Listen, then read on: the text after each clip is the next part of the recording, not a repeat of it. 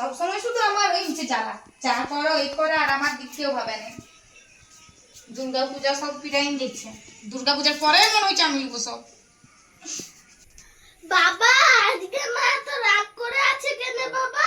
আমি কি করে জানি? বাবা মা আমাকে ঠেলে দিল তোমার দিকে। ওর তো ডেলি রাগ, আগে রাগ। যাও না, দৌড় যাই দেখি। যাও না তুমি। এই শালা বড় এই করছে। সব সময় শুধু আমার কি হলো গো? চা করছো না? হ্যাঁ, চাটা করো। আর ছেলেটা কোন ঠেলে দিছো? চা করি চাই না করি তোমার তো কি বলো না? কেন?